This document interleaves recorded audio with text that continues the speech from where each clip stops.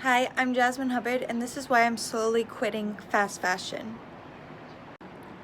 What is fast fashion?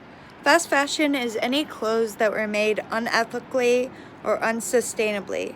This means any clothes that were made quickly by a company that does not have workers' protections.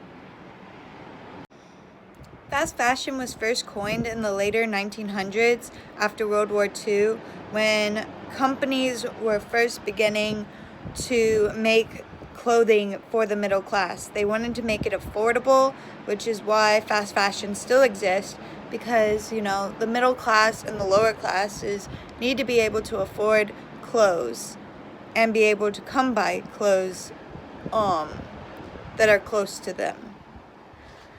Fast fashion is clearly what I would call, for the privileged. It is definitely harder to be sustainable and be able to afford slow fashion clothing, since they pay their workers a nice living wage and their fabric is sourced from sustainable and ethical materials that won't harm the environment. A bunch of A bunch of plastics are often found in fast fashion materials and fabrics, which are then spilled and leaked into the ocean. Over 870 tons of microplastics are released into the ocean every year due to fast fashion. How can we solve fast fashion and move towards being more sustainable? Now, like I said in the beginning, I'm slowly quitting fast fashion. I have not completely cut it out of my life because of the fact that I am in the middle class. Buying sustainable clothing is not necessarily a thing that I can do all the time. Majority of what I'm wearing is slow fashion. However, this cardigan is fast fashion. This headband, fast fashion. My flip-flops are from Kohl's. Those are also fast fashion. I can't cut everything out of my closet, nor do I think it's sustainable to throw away or thrift or get rid of your fast fashion articles of clothing or accessories, because that is only creating more waste. So here's what you can do. 1, consume less. That's going to be the biggest culprit of all of this. All of the waste that you're putting into the world is due to outfits that were only worn less than 10 times. So try to get the most use out of your clothing. If you can no longer wear it because it is not covering enough, or has slowly broken down and is not really wearable anymore, you can use it for cleaning supplies, using them as rags to clean with.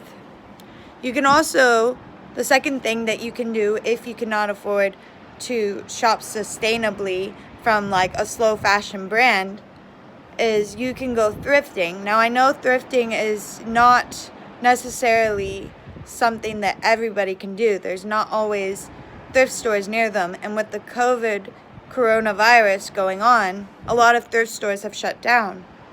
However, thrifting is a cheaper alternative, and it gives clothing a new home. It allows you to,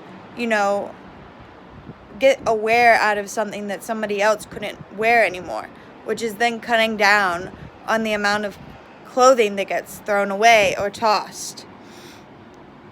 And then obviously the third option is to shop sustainably from slow fashion brands. Here's a few slow fashion brands that you can shop from, which here are a few slow fashion brands that you can shop from. Just because it's slow fashion does not mean you should consume a ton of it. I suggest that you only shop when you need to. For instance, if you need business attire because you just got promoted or something like that, that would be a good opportunity to incorporate maybe some slow fashion staple brands. Now, what do I mean by staple brands? I mean something that you can't just wear once and then throw it away. For instance, you might get a plain top, like my white top. I can wear this with anything. It does not need to, be a specific color. I got this green staple skirt. I wear a lot of green, so this works for my closet fashion sense. These are the reasons why you should stop shopping from fast fashion brands is because, one, you're giving into corporations that are not treating their workers correctly, that are polluting the earth, and that are just making, money off the poor by making them feel like they need to buy multiple uses of the same thing. For instance, if you buy $15 shoes because that is all you can afford, you can't afford the sustainable $100 shoes, you will buy the $15 shoes. Those shoes will get worn out easier, and you'll continue to buy the $15 shoes over and over and over again, more than you would if you had just saved up and bought the $100 shoes. They were more sustainable and will last longer. Now again, being sustainable is not for everybody. Not everybody can choose this lifestyle. But you can choose to consume less. You can choose to, use your clothes as long as possible, to not shop as much, to, maybe go to a thrift store if you have that capability. My name is Jasmine Hubbard, and thank you for listening to my TED Talk. Bye! Information for this video has been provided by Andrew Brooks, Clothing Poverty, The Hidden Road of Fast Fashion and Secondhand Clothes. Barnes D.L., Lee Greenwood M.G., and Lee Greenwood G., Fast Fashion, Volume 10, Issue 3.